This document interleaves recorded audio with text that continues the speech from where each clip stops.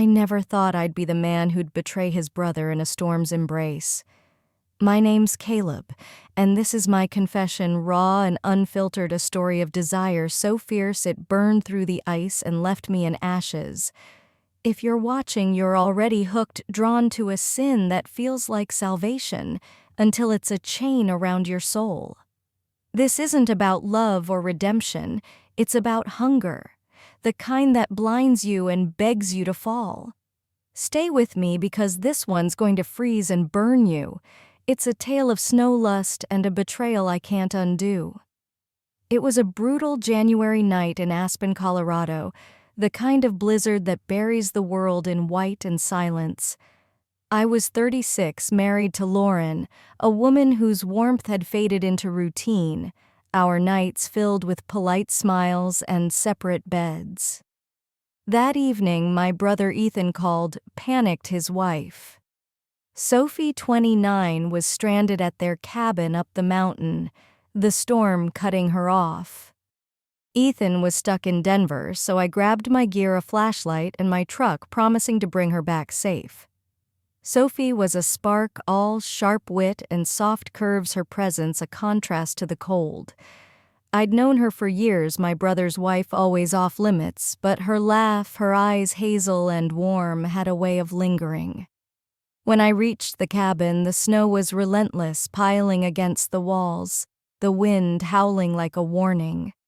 Sophie opened the door, her sweater clinging to her hair damp from the storm, her breath visible in the dim light.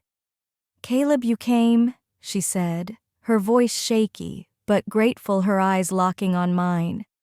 The cabin was dark, the power out, the only warmth from a dying fire. My wedding ring felt heavy, a reminder of Lauren waiting back in town. I told myself this was duty, a rescue, nothing more. But Sophie's touch as she handed me a blanket was electric, her fingers brushing mine, sparking heat in the freezing air. My pulse raced, my skin flushing despite the cold. I should have focused, checked the truck, but the storm, her scent, vanilla and snow, kept me there. "You're married," she said, glancing at my ring, her tone soft, not accusing. I nodded, my throat tight, my mind screaming to leave. "Does she make you feel alive?" she asked, stepping closer, her sweater outlining curves I tried not to see. The question was a flame melting the ice I'd built around my heart. I didn't answer, but my silence was a confession. Her smile was slow, dangerous, like she'd seen my soul. The fire crackled, the storm raging outside, trapping us in a world of white. Sophie's hand grazed my arm, her fingers warm against my chilled skin, a spark that set my nerves alight. My heart pounded, a traitor, as her eyes held mine, daring me to fall. "Tell me to stop."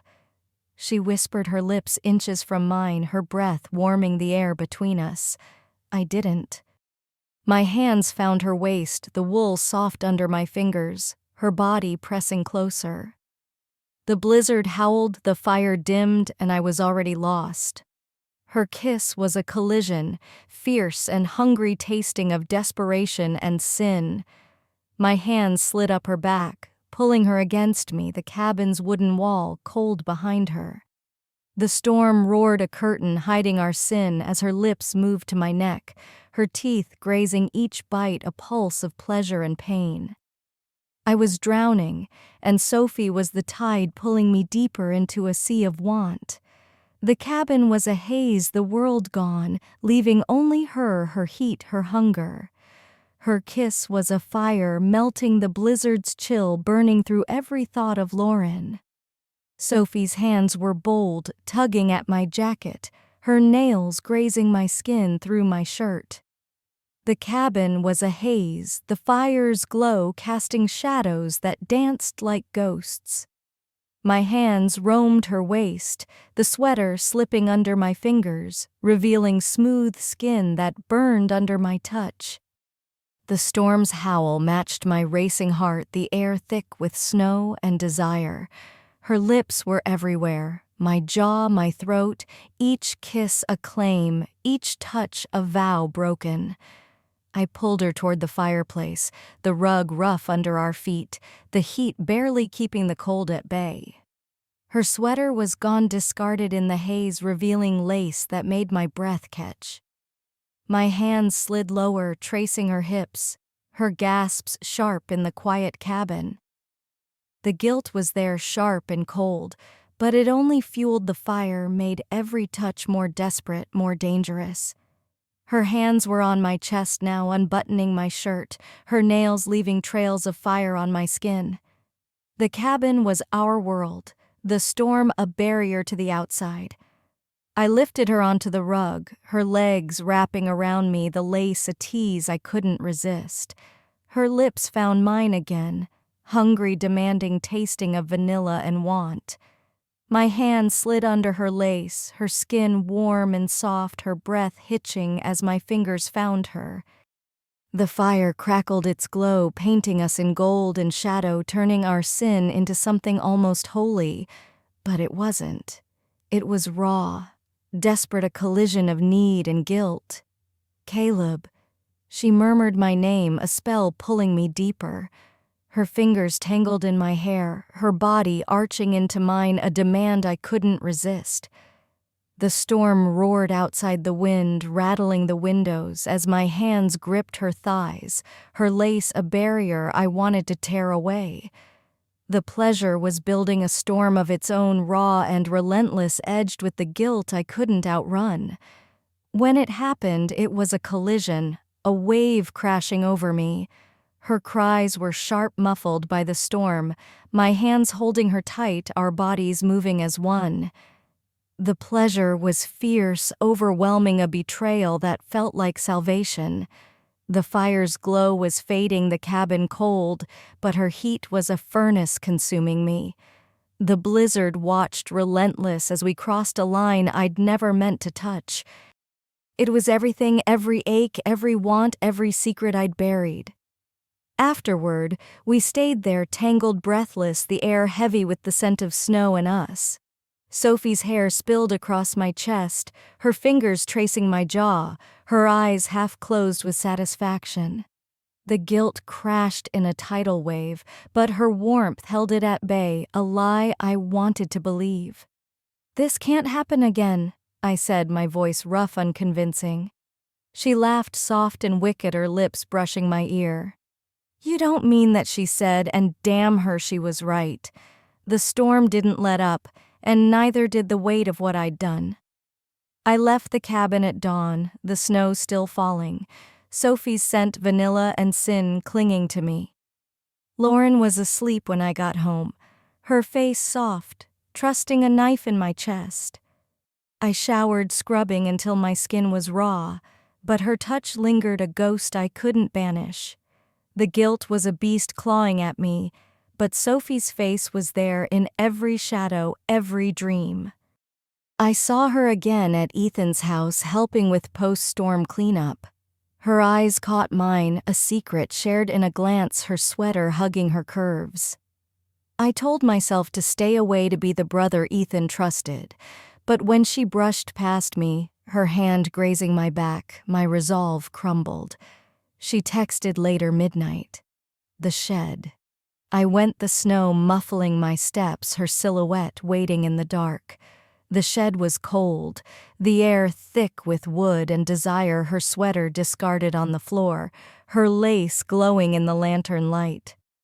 Her kiss was fiercer now, desperate, her hands tearing at my jacket, my shirt. My hands roamed her body, greedy, memorizing every curve, every shudder. The storm's howl hid our sin, but the guilt was there, sharper now, a blade I couldn't outrun. Her lips found my throat, her hands sliding under my jeans, her touch a brand I'd never erase. Lauren grew suspicious. "You're different, Caleb," she said one night, her hand on mine, her eyes searching for the man she married. I froze, her touch so different from Sophie's, gentle where Sophie was wild. Just stressed, I lied, my voice tight, my mind flashing to the shed, Sophie's hands on my skin. Lauren's frown deepened, her fingers brushing my ring, and I thought she saw the truth. "I love you," she said, and the words were a weight crushing me. Sophie pushed harder. "Leave her," she said, her voice sharp, her hands gripping my shoulders in the shed, the lantern casting shadows across her face. "Leave Lauren burn my life for my brother's wife." The idea was madness, but for a moment I sought a life with Sophie, wild and free. Then Lauren's face flashed in my mind, her trust, her love, and I pulled away shaking. I told Sophie it was over. She stood in the shed, her eyes blazing, her sweater clinging to her sweat-slicked skin. "You'll always want me," she said, her voice a promise, a threat. She left a scarf behind, soft and scented with vanilla, tucked into my coat. I should have burned it, but I kept it hidden in my truck, a secret that burned. The blizzard lingered, and so did my hunger, a fire I couldn't extinguish. Lauren grew quieter, her questions sharper. "Whose scarf is this?" she asked one night, holding it up, her voice trembling. I lied, said it was a neighbor's, but her eyes saw through me. She didn't push, just walked away, the silence louder than any scream.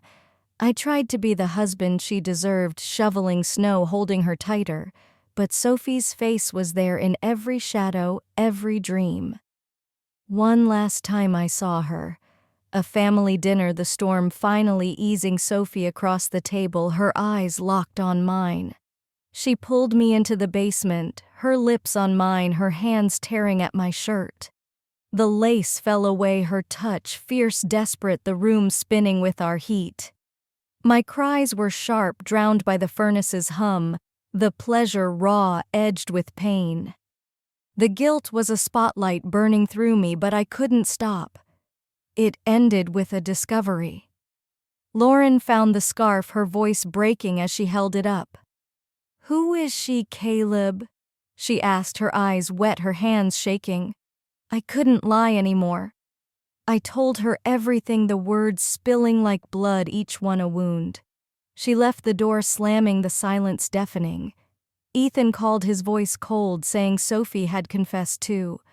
I was alone, the scarf in my hand, her scent a ghost I'd never escape. This is my story, a warning to anyone who thinks they can dance with fire and not get burned. If you've watched this far, you know that hunger, that ache for what you shouldn't want. So hit that subscribe button, drop a comment, call me a fool, a sinner, or just a man who fell. Like the video or don't, but share it with someone who's felt temptation's sting. Check out my other stories, they're just as raw, just as real. Ever been seduced by a forbidden touch? Spill your secrets below. I'm listening and I've been there.